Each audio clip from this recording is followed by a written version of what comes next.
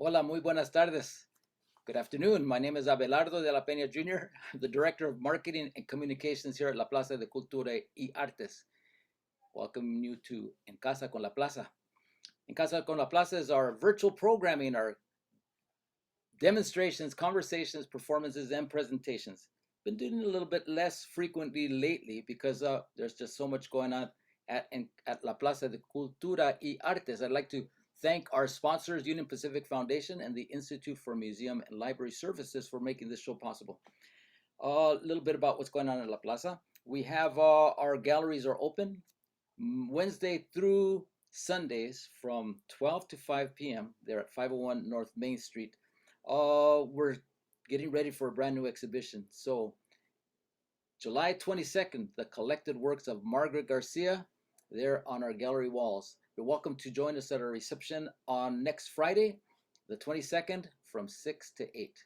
Margaret will be there along with a lot of her friends and fans, and I hope you make it too. La Plaza Cocina is also open. It's our museum dedicated to Mexican food, and it's also a teaching kitchen. So we're open Wednesday through Sunday from 12 to 5, and we also have a couple cooking classes coming up the end of this month. So check out their website, latienda.org. Also, you could check out their latest exhibition, Abuelita's Kitchen, Mexican Food Stories. It's a multimedia exhibition sharing the food stories of 10 abuelitas through photography, text, a documentary film, kitchen artifacts, family recipes, and audio stories, and more. So check it out. I hope you make it down to La Plaza Cocina. All right, so before we get started, if you're on Zoom, you could use the chat feature to ask questions, make comments. If you're on Facebook, lo mismo, use the comment section to do shout outs, lo que sea, okay? So you're welcome. We try to make this interactive as much as possible. So here, I gotta turn this down. Okay, so let me introduce to you our guest for tonight, Max Benavidez. He's an award-winning communicator with decades, I tell you, of experience in communications, digital media, public affairs, marketing, and branding for universities, foundations, research institutes, publishing houses, businesses, and much, much more. But we'll be talking about of course, all that takes some creativity, along with the knowledge of how these institutions work and so on. But he's also an author, a professor, and a musical artist. So please join us, Max Benavidez.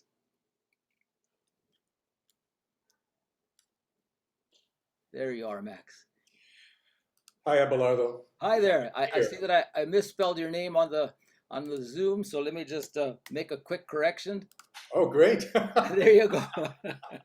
There we are. All right, this is live TV, so we try to not to make too many mistakes, but when we do, we try to correct them right away. That's all right. good. Well, Yeah. Max, so happy to see you here today. So gonna just be going through some aspects of your career, but tell us, do you have a job right now? Well, I'm a consultant right now in communications, and so I do have various clients that I'm working for at the moment. Working for a research institute, working for a publishing house, and that's what I'm doing. I have had as you know, Abelardo, these jobs where you're there 9 to 5, 5 days a week, etc. Now in the pandemic, we're like in the Zoom world. We may not often be in our offices, but that's what I'm doing now, and that's like pays the bills, etc. All right. Well, so let's hear a little bit about Max Benavidez. For one of the more recent works is you wrote the lead essay for a book. No, excuse me. Your lead essay for Subterranean, called Subterranean Homesick Blues, in a publication called Autobiography Without an Apology, published by the UCLA Chicano Studies Research Center, about your cultural and artistic influences. I haven't read it yet. I haven't picked up the book yet, but I just want to hear about it because this kind of explains where you come from. Is that right? It is. I was born and raised here in LA, and I always call it. Mike Davis wrote a book years ago called City of Quartz, that was LA. But city of quartz really means city of sand, and this is a very slippery kind of place in so many kinds of ways. People call it the temple of dreams. Anything's possible. This is the last place that people would come to from across the country when they had no more options. And also it's Hollywood, etc. But for people who are, Mexican American like myself, it's a whole different reality because before it was the U.S., it was Mexico, and before that, it was indigenous. And in Subterranean Homesick Blues, it's my personal journey about my identity, my cultural identity, my ethnic identity. I use memory, art, and literature to find the truth about myself. And I started on this journey, many years ago when I first began to write about Chicano art. What I noticed, Abelardo, was that the people who were writing about Chicano art or the way it was written about, to me, was not giving it the heft and the gravitas that I think it needed to have. And at the time, I was going to UCLA. I was going to college, and I had these Time Life books that were about artists like Monet and Picasso, etc. And I said, that's how I want to write about Chicano art. And I started to do that. And the first person that I reached out to at the time was Jay Levin at the LA Weekly. And I said, I want to do an article about an artist named Gronk. And I did an article about Gronk, and I wrote it from that point of view. And then I began over the next, 15 years. This is like 1980 through 1995, writing about Chicano art in various ways, but writing it as an art historian with a lot of respect and a lot of gravitas. And so, Subterranean Homesick Blues, the connection is, I said, I'm going to write about myself and my personal history in the same way. Here we are in LA, and I wanted to bring that, to my life and to my experience. Because the art, what I love about art, it's about creativity, it's about originality, and that's what struck me about Chicano art. And it really influenced me. I was a big fan of Osco. I've written a book about Gronk. We could talk about that later. But this is where I'm coming from in this particular essay. And where did the title come from? As we know, some of us may know, Subterranean Homesick Blues. It's a Bob Dylan song. Yeah. Johnny's in the basement mixing up the medicine. So how does that relate to what the essay is about? Well, I love the title, Subterranean Homesick Blues, so I totally stole it from Dylan. But it's about the subterranean realities of who we are and our identity. When and this relates to, I wrote also the lead essay for Cheech Marin's book, Chicano Visions. And I titled my essay, Culture, Myth, and Sensibility. And it begins in 1519 in Mexico City. And then, of course, 1521, yeah, and in 1521, when, the Aztecs, were conquered by the conquistadors, the Spaniards, and it goes all the way back there. But what it is about, the subterranean reality, is our mestizo and mestiza backgrounds. We are of the, indigenous, but we're also of the European. We are mestizos and mestizas. And that to me is, it's the fountain and the center of our identity. And then the part that homesick is that sometimes what are we homesick for? What are we kind of, yearning for? What do we want? And I think that being of this kind of a mixed blood background has a deep effect on us. I think our ancestors and history, it all affects us. And that's sort of like the homesick part. Where is our home? Especially those of us who have gone through these different cultural cataclysms. And then finally, the blues is sometimes you feel kind of down about how our things are going in the world, but in a good way. Like the blues, that the African Americans, invented in the South. So for me, it's all of that. That's pretty cool. And I completely understand about the blues. The blues, of course, are sorrowful songs, done in a certain style, but they make you feel good. They make you feel good about your situation. And I can again the homesick part, ni de aquí ni de allá. That's right. One way Yeah. that's said about it. And how personally, what has been your experience in do you feel comfortable in a Mexican setting, or in a more white mainstream setting, or is it somewhere in between? It really is somewhere in between. In the essay, I talk about the fact that it's sort of like a dual consciousness.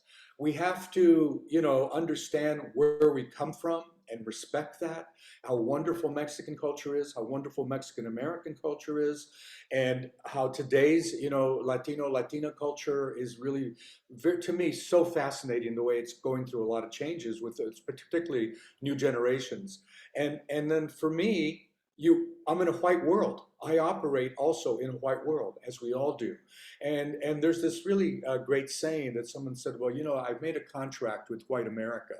And, to interact, you and I are doing this interview in English.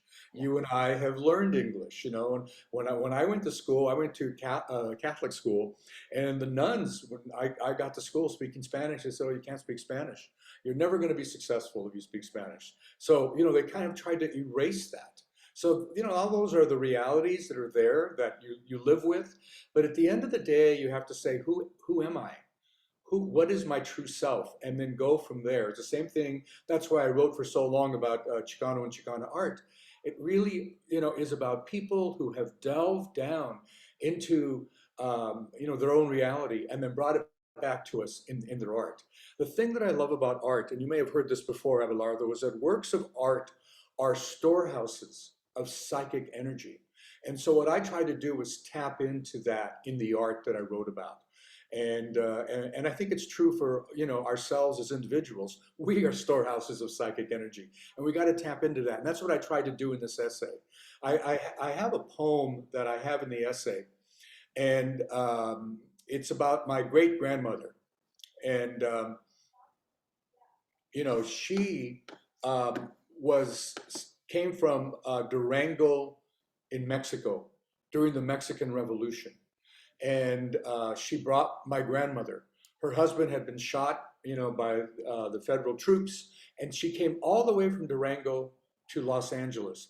Now imagine, they had trains that, it isn't like she walked here. She took trains, but even a woman by herself in 1913, making her way all the way from Durango to Los Angeles.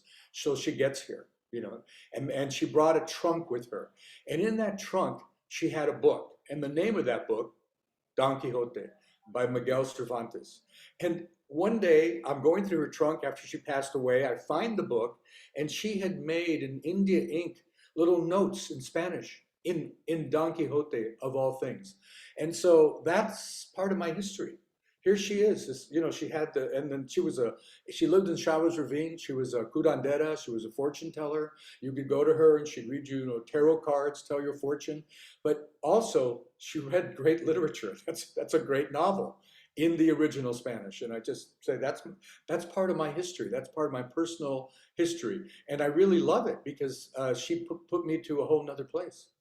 And the where do you end with the essay? What kind of how do you end it? What is like the what message do you want to come put across? Here's how it ends. It says, people ask, who am I? What am I? And this is from that Mary Shelley's book, Frankenstein. The monster doesn't know what he is. And he's double consciousness, like a lot of us are. But I write that there is an answer. And it was an essay that I close with on the Wayang Kulit. It's the Bali Shadow Puppet Theater. And this guy who wrote the essay, he asked a master puppeteer how the Wayang controls power gone amok, demons, disease, stupidity. And he says the music and shadow play move round and round and keep the demons out. Then the puppet master laughed and added, because demons think in straight lines. And I close it by saying the answer for those of us in the ever constant process of creating a cultural identity is to move round and round, to recognize the wisdom in coincidence, to realize that paradox is a form of logic. And as the puppeteer said, demons and people possessed go in straight lines. And it's time for us to curve around each other, to not talk straight, and to keep the demons out. And the reason I love that ending is because it's so relevant today.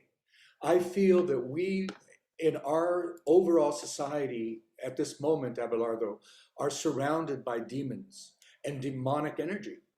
And we see it everywhere. We saw it recently in Uvalde, in Texas.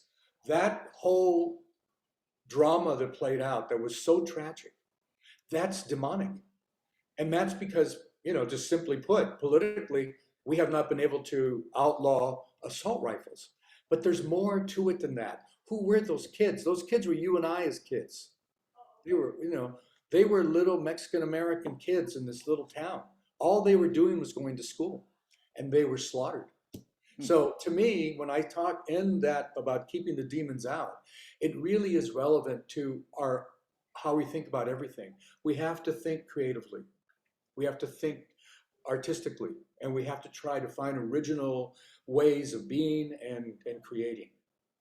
That's incredible. That I need to read it. You all need to read it as well. That's the essay that Max wrote called Subterranean Homesick Blues. It's on autobiography without apology, published by UCLA Chicano Study Research Center. And Max, where can people acquire this book? I think through a Chicano Studies Research Center. I think it's also available through Amazon. And, and I have to thank Chon Noriega, who was the former director of the center, for asking me to contribute and then, doing this autobiography without apology and, including my essay. I mean, he really is a visionary, and this is part of that. All right. You spoke about your interest, your passion. I'm assuming in Chicano art, and one of the first people that you interviewed and you wrote a book about was Gronk. Yeah. And here I'm going to share screen on the book cover, Gronk, Max Benavidez. Tell us how this came to be. Well, this came to be through Chon Noriega, going back to him. He had an idea of doing a series about Latino and Latina artists called Aver. And, and so he raised the funds, and the first book he wanted to do was on Gronk. And he asked me if I would write it. At the time, I was working at UCLA. I was also teaching there, and he was the head of the center. And I said, of course. I'd written about Gronk before, but this was an opportunity to write a book about him. And so I spent a lot of time. Gronk was the first Chicano artist I ever wrote about in the LA Weekly. And so I did the book, on Gronk, spent a lot of time with him, interviewed him, spent time at his studio. And the first book came out in 2007. It was, in the series, I think there's been, at least a dozen now or more. But it was the first one. All right, and you have a Gronk right behind you there. I do. It's the Mulata of Cordoba. And yeah, I love it because, she's got the heads of men in her dress, like scalps or something. Well, tell us a little bit about Gronk. When you first met him, when you first did that article for LA Weekly, and through the process of writing the book. Yeah, as I said, I was a big fan of OSCO, the performance art group out of East LA, and it was Patsy Valdez, Harry Gamboa Jr., Willie Hedon, and Gronk. That was the group. I always called them the Beatles of Chicano art. They were just, to me, very influential. Harry, as you know, is an amazing photographer, videographer, etc. Willie Hedon, I think, is just a masterful muralist, and Patsy's one of the greatest painters, ever. I love her work. But for Gronk, he is a person who is very multifaceted. He's a person who can do performance art. He's a person who can paint. He's a person who, can act in plays, etc. And so he's just multifaceted. And what I love about him is that he has influences that are global. For example, he introduced me to Ozu, the Japanese filmmaker, and his films, which are very touching domestic films that take place in Japanese homes for the most part, and these characterizations of these people who are going through immense changes, but it's very subtle. And he introduced me to that. He loves opera. I went. He did the set for Ana de Mar, which was about Federico Garcia Lorca, the Spanish poet. As you know, he was shot and killed by the fascists. And so this opera, which was directed by Peter Sellers, was mounted at the Santa Fe Opera. I had just come back myself from Granada in Spain and had been there, visited the area where supposedly Lorca was killed. Come back, see, the opera. Gronk did the sets. They're massive, beautiful sets. And just the fact that he could do that, he could envision that. And then when you see the opera against these beautifully, painted set designs, you just see, oh, there is a visionary. And, I was attracted to that about Gronk. And he's somebody who, is always working. If you follow Gronk's Instagram account, he's posting all the time and painting all the time. And I don't know how he does it.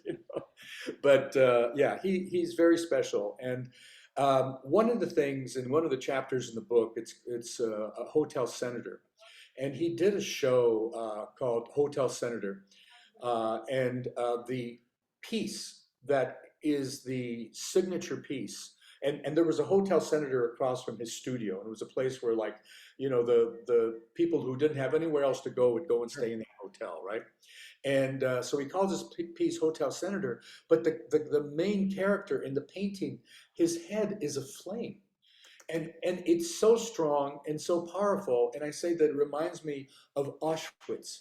It reminds me of the Oklahoma City bombing. It reminds me of all these things. You could say January 6th, everything that has gone amok, and how we are almost screaming, trying to understand how people could be this way to each other. It's in that painting, Mm. Hotel Senator. And I encourage everybody to, find the image and take a look at it, because it does capture the pain and horror, which somebody once called it, in a very strange way, the ecstasy of catastrophe. Ooh. And it's in that painting. All right. Wrong. Well, Gronk is currently on our walls. We have an exhibition called LA Memo Chicano Art Artists 1972 to 1989. So he's got a couple pieces there, along with other members of ASCO: Harry Gamboa Jr., Willie Yeah. Herron, Patsy Valdez, who has the lead image. It's on our walls and all that, and along with John Valadez, Frank Romero, Magoo, Eloy Torres, and many more. So you got a month to check it out on our second floor there at La Plaza de Cultura y Artes. And now you dove even deeper into Chicano art as the lead author in this next book. I don't know if this was done before or after the Gronk book, but it's Chicano Visions, America's Painter on the Verge, Cheech Marin's show. Yeah. Yeah, this was done before the Gronk book, and this one, I didn't know this until later, but I used to write for the LA Times. I had a great editor there, Oscar Garza, and he would always, say, "Well, write about this, write about that," and sometimes we would, just say, "Well, let's write about this Chicano artist, or this Mexican artist, or this Chicano artist, or photographer like Cristina Fernandez." And all the time that these articles were coming out, Cheech was reading them.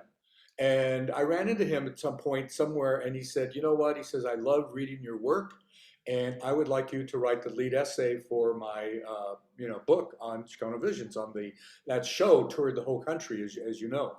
And I said, "Oh, that would be an honor." And I said, "Of course, yes." And that essay, Culture, Myth, and Sensibility, is really about this, what I was talking about earlier. It's about how we as artists, all the Chicano artists, are synthesizers. They synthesize so much. They synthesize mainstream culture. They synthesize, their own culture that they came from and all their experience, and they bring that together in their art. And I do believe, and I've thought this for a long time, that uh, the art that is created by Chicanas and Chicanos that you have, in your show right now, it is the leading edge art of our time, because in so many respects, Harry, always says, we're a phantom culture. We're urban exiles. He has these great, terms. But the fact that, yes, we are a phantom culture to some people, but this is why what Cheech did, and now the Cheech is open in Riverside, and I'm so happy about that, is that he brings that whole migrant consciousness, the idea of synthesizing all the cultural that's around us, whether it's mainstream or whatever, into the art. The DNA that we live through our bodies and our minds and our spirits, and all the racial aspects. He is, he's done that, and this essay captures that, of how this art has been able to really show this human experience We can call it Chicano and Chicano art, but more than above that, it's human experience. These are human experiences that they're capturing. Whether it's Harry and his incredible photographs, or his videos, or Gronk and his paintings, Willie and his murals are famous throughout the world. And of course, Patsy, but she delves deep into the soul. All of that are human experiences, and that I think is really my goal, is to show that in my writing, whether it's this essay for Cheech or the Gronk book or anything else that I may have written about the art, because it is so alive and so original and so creative. And have you had an opportunity to visit the Cheech? I have not, as a matter of fact, because just when it opened up and they're having the gala and everything, I got COVID. Oh no. So I'll Bad talk timing. about that. I'll talk about that later. Talk about my albums. One of the songs is about the pandemic and having COVID. I've had it more than once, Oh man. unfortunately. Okay. And of course, you've written between the Chicano Visions and Gronk, other tomes, as well as the essay and that one book from UCLA Chicano Study Center. But here's a kind of a left turn for you. I'm imagining is this one right here, Dracula in Beverly Hills. Yeah. All right, tell us about it, Max. Well, this really began about 20 years ago. I used to tell the story. I went to UCLA, and I had this broken down car, and I would drive back home, to actually, Alhambra. At the time, I had an apartment in Alhambra, and like really at the very edge of Alhambra near Monterey Park, if you know what I mean. And so, and in driving home from UCLA, to avoid all the traffic on the freeway, I would drive through Beverly Hills, and then try to get to Olympic Boulevard and then get home from there. Well, I would always pass this one house. It looked like a witch's house. And a lot of people may be familiar with or whatever. And then I used to tell my daughters when they were little girls the story of what was in that house. And it was a vampire. It was Dracula. Dracula had come and he actually lived there, and et cetera. And one day, recently, one of my daughters said, why don't you write that book? And so this book is written for middle and high school students. It's a young adult book. And but why I really wanted to write it is that the vampire, archetype is just, massive in our society and Hollywood, et cetera. But there really is nothing that has a Latino or Latina protagonist. Mhm. And so based on my life, there's this young man who's driving home from UCLA. He's a student, and his car breaks down in the rain outside this house in Beverly Hills. So he didn't charge his phone, so he has to go to the door and ask for help, and it ends up being Dracula's house. And he gets pulled in to Dracula's world and his lifestyle. And eventually, and I'm just kind of spoiler alert here, Not too eventually much. he becomes the next Dracula. And that's how the first book ends. The next book is going to be Dracula in Paris, and the third book is going to be Dracula in Mexico City. So unfortunately, I'm going to have to go to Paris to do research, because I find I know all, yeah, I know all the secret places of LA, but I don't know them in Paris. So I'm going to go to Paris and research Dracula in Paris. Now, Dracula, the original Dracula is gone, and this character, his name is Dylan Bravo, is now Dracula, and he goes to Paris. So does Dylan Bravo, does he take on does he become Count Dracula, or does he Yeah, still go by?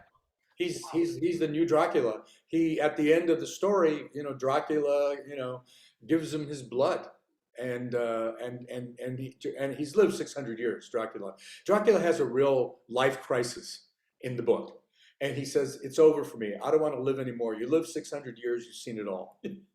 And so he asks Dylan to kill him, to put an end to it, but he gives him his blood first, and Dylan becomes, the first Latino Dracula. So Dylan does this willingly? He at first, he doesn't want to do it. He has his family, his parents. He usually was going home to his parents. So, where are you? He's nowhere to be found. His sister is looking for him, etc. But he cannot say no to immortality. when he hears Dracula tell all the stories, Dracula said, "Oh, I met, the king of France. I did this, I did that. I met all these people throughout history, and I saw it. I met Hitler. And he's so taken with it that he decides to go with it, and All that's right, what just an observation. You have home Subterranean Homesick Blues by Dylan. Now, Dylan Bravo, what's the connection or what's the fascination here? I just like the name Dylan Bravo.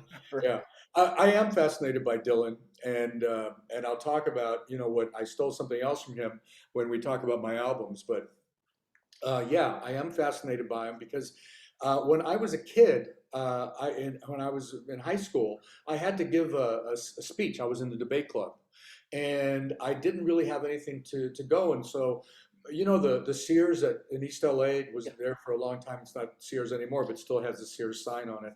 Well, one day I went there with my parents, and I found this album. By Dylan, and I love the linear notes. And I said, "Oh, I'm going to present this at my next debate club." So our debate club goes, to some other high school, and I present that, and it just was so badly received by everybody because they didn't know what to think. This was, Dylan's, linear notes done sort of like, you know, in English or not. And then little would we know, fast forward, the guy wins the Nobel Prize. Yeah, yeah. So So do you remember which album it was? it was, I have to look at the albums again, but All right. it's actually in my dissertation. My dissertation, I talk about this experience, and yeah, and it's the one where he's sitting in the living room.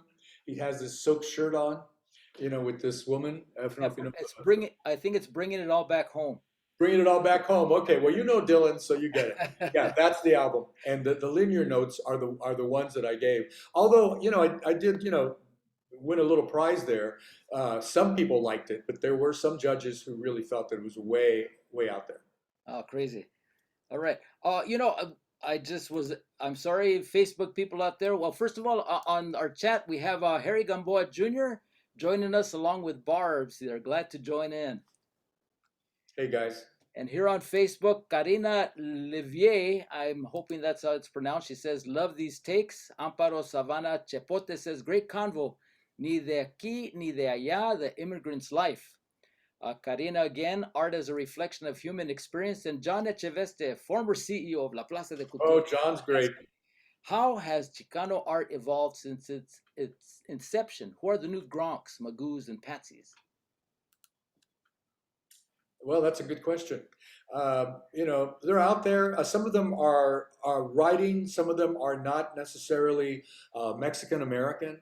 They're artists of different backgrounds. Because if here's how Chicano and Chicana art is defined, it is looking at things from the point of view of somebody who is like in exile, or as Harry said, in feels like they're part of a phantom culture that isn't recognized by the mainstream. And there are a lot of people who are doing this kind of art today, whether it's LGBTQ folks, people from other cultures and backgrounds. But I think that the umbrella of Chicana art can embrace and encompass that. That's what I would like to see, is that it's, as I said before, it is such a powerful expression of the human experience that I think it can encompass a lot. And they're out there. I'm not writing about artists today, but I think that they're out there. They're doing their work, and I'm really struck by that. All right. Well, George Mesa, in response to John, good point, John, what does the future hold for Chicano art? You kind of answered it there. We have Amparo Savana Chepote saying she loves the vampire stories and fiction. And then we have Amparo again. Dylan Bravo is the new Bella Lugosi, Latino star. And then Karina saying, can she join you in your Paris research? And then Oscar Garza, and nice seeing and hearing you, says Oscar. Oh yeah, he's wonderful. He just started a new role as the director of the arts journalism program at USC. That's right, there at the Annenberg School of Communications. Uh-huh. Congrats, Right. congrats, Oscar. All right, okay. So now we're going to talk about kind of a left turn, right turn. I don't know what to call it, But Like I said, move round and round. Let's curve around to keep the demons out. there you go. And now I guess you're keeping the demons out with music. Give us a little background of course, your interest in music has gone way back from, was that Dylan? Was that your first album, or what was the first No, record it or was not. It was single not or my LP that first you? my first album. My mother used to love music, and she used to play this song called "Love Is Strange" by Mickey and Sylvia all the time, and she loved the blues. She loved Ella Fitzgerald. She loved Billie Holiday. No, so I heard a lot of music like that. But for me, as a kid and then a young teenager, I was drawn to people like Dylan and others. But I was really for a long time very much into Motown music, etc. So it was all of it. But what I liked about Dylan was, and I'm not surprised that he got the Nobel Prize. It was like literature and music. It just had that for me. The writing was pretty amazing. Talking about Napoleon and rags, and we can go down the list.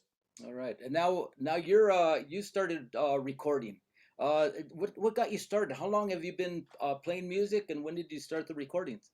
I really don't play music. I can play a little bit on guitar, a little bit on piano, but I work with a really great producer. And I started to do it because I've always wanted to do it, and I've written a lot of poetry. I started out my life as a poet. My first poem was published when I was 11 years old, and so I've had been writing poetry for a long time. I saw my poetry and I said, you know what, I want to put music to this, to these poems, and so.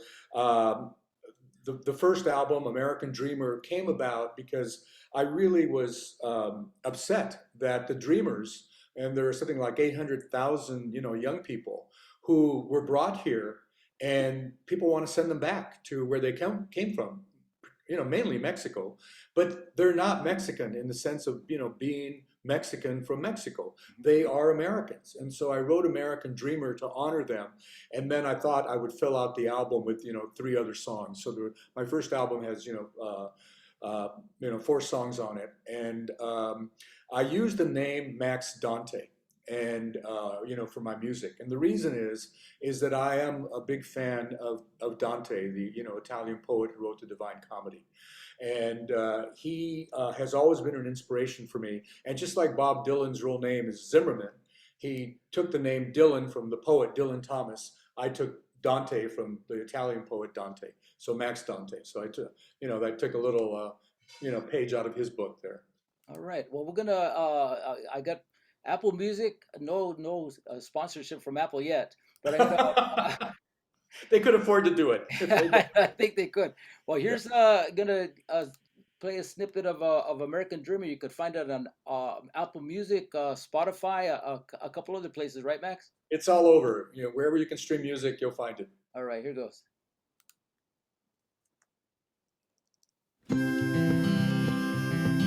Oh, dream, America. You came here, a baby, a child, to Lincoln's land.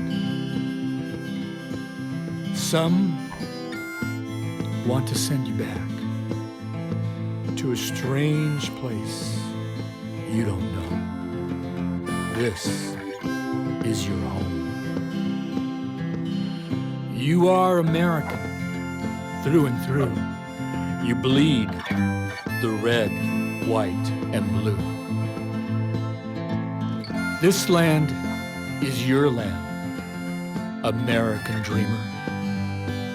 We love all you give to the land of the free, home of the brave.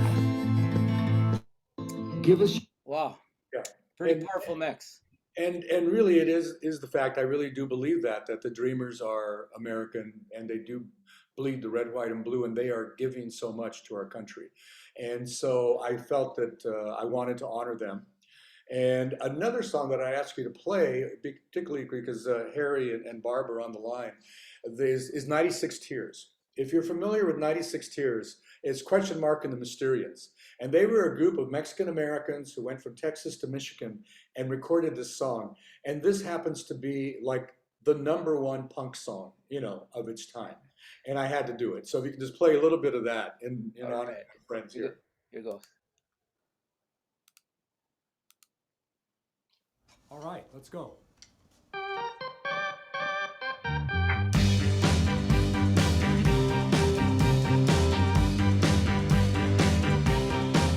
Too many teardrops for one heart to be crying. Too many teardrops for one heart to carry on. You're way on top now since you left me. You're always laughing way down at me. But watch out now. I'm gonna get there. We'll be together. Oh yeah. Okay. Some people call La Bamba the Chicano national anthem. I think it's 96 Tears. Oh my God, I love that song. I'm so glad I was able to record it. And another song on that album that I really love is "Dream Baby Dream."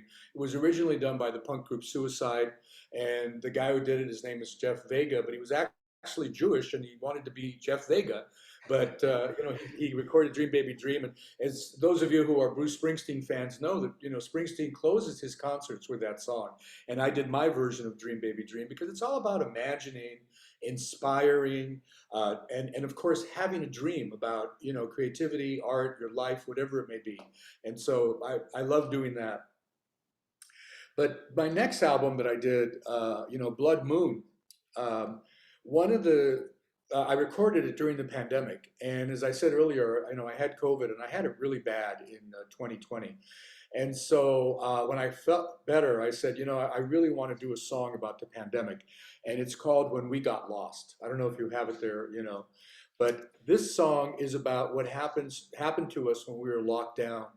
We were in the pandemic, and I believe that a lot of people, had some, or maybe still do, have a lot of mental health issues around this pandemic. And now we're in another surge. So if you could play that, to me, that's my take on living through the pandemic and COVID. Okay, we got it here.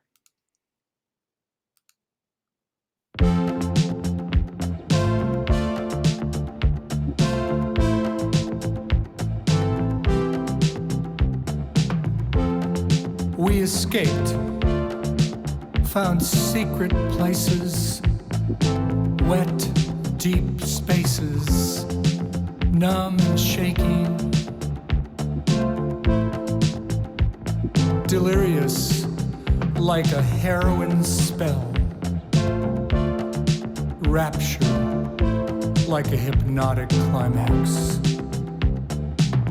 You and me in love like thieves, holding bleak secrets.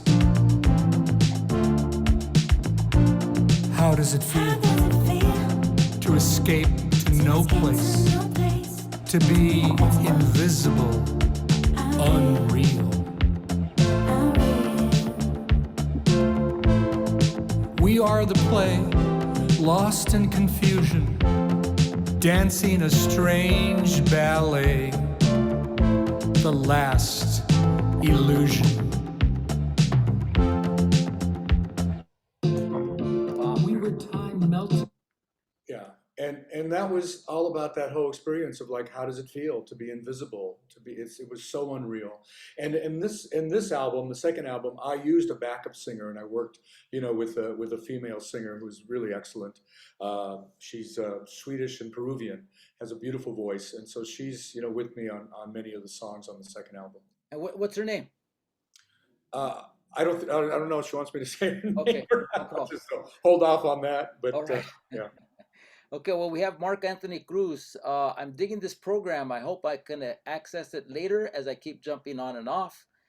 From Texas, it's very engaging. I'm leaving after 96 tears. Oh, yeah, too many teardrops. Well, Mark and anybody else, we are recording this and we'll be posting it on our YouTube page at La Plaza LA. And it's also going to stay on our Facebook page and on our website at lapca.org. All right. And lately you've been, at least on your Instagram, I don't know if this is lately, but you've been sharing some of these songs. but adding some little images, some videos. When did that come about, and how did that happen? Well, I'm not on TikTok, but what is closest to that on Instagram are Reels. And so I started to see these Reels with, little bits of songs, and so I said, well, could I do that? So I went into Instagram where the Reels are, and I, found, these video clips, and then I realized I'm on the list. My music is there. So I can, and you just put the music in with the video clips. And so it's a good way of getting it out there, because one thing I've learned, Abelardo, is that the most competitive um, industry is music. This is really unbelievable. The competition, the way it is, everything. And, I've talked with a lot of different producers, folks at a lot of music publishing firms, et cetera, and recording artists and record companies. And it is really a tough industry. And so if I have a chance to get something out there on Instagram, I'll get it out there, All right. Well, here we're gonna try see how this works. Okay. So this is one of the songs from I believe it's from. But you tell us after we play it here. Okay. And Sure. now that's the wrong screen. I'm sharing the wrong screen. Let me try this again. Here I am. Okay, here goes. Break me down, and I'll call you mine. And I know I've been around. Break me down, and I'll call you mine. And I know I've been around. And I'll break me down. Yeah, and it's a very short clips of the music. That song is called "I'll Call You Mine," and the first person who did it was this Norwegian artist named Girl in Red. And so I don't know where I was at. I hear this song and I go, "What is that song? I really like it." And I said, "I'm going to cover it." And so I covered it. And if you hear her version, my version, she's singing as a woman, I'm singing as a man, but it really is about somebody who's trying to keep a relationship together.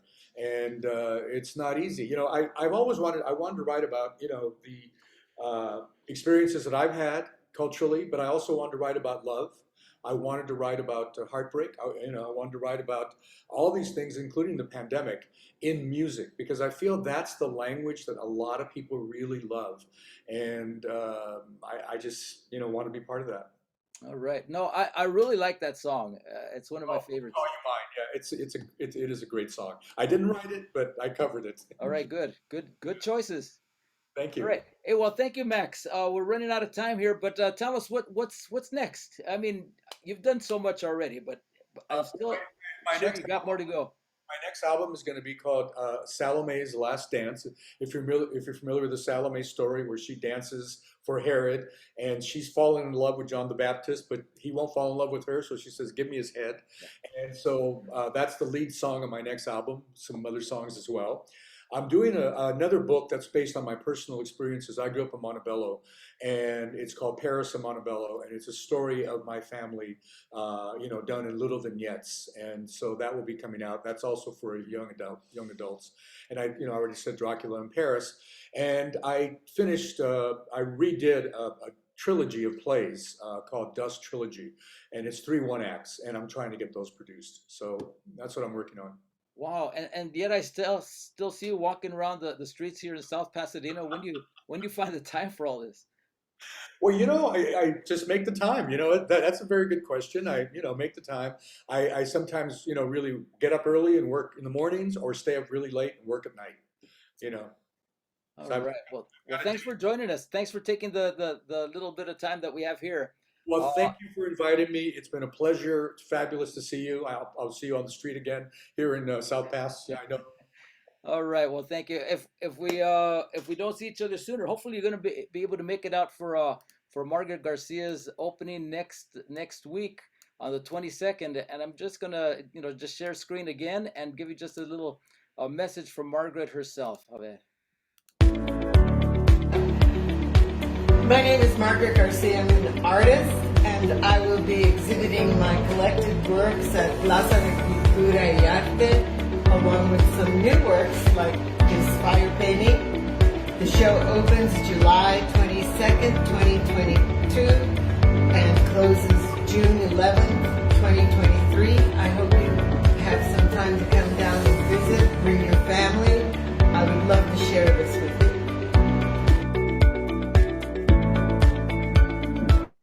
All right. We love us some Margaret. She's great. Okay, well, thanks so much to everybody that joined us. Let's see, I closed out the Facebook page, so I'm not able to read the comments, but I'm sure they're out there. They're still floating around. Thank you so much, Max, for joining us tonight. Really appreciate it. And all of you out there, if you didn't catch this entire program, this session, or you'd like to watch it again, or just tell friends about it, we'll be posting it on our YouTube page. Coming up this Friday, we have the return of Dan Guerrero with his happy hour with a real special guest, Moctezuma Esparza. Moctezuma Esparza, of course, a filmmaker, a film director, film producer, film just all over cinema and in his current life, in his previous life, an activist, an organizer, and so much more. Dan is just going to be focusing on a brief period of his early life, but it's something that you're really going to enjoy. So please join us this Friday at 7 o'clock here on En Casa con La Plaza on Zoom and Facebook Live. Thanks again to our sponsors, Union Pacific Foundation and the Institute for Museum and Library Services, and our board of directors and our staff and everybody else that makes La Plaza de Cultura y Artes and La Plaza Cocina tick. Again, thank you, Max. Hope to see you soon. Take care. Bye-bye. And buenas noches a todos. Bye-bye.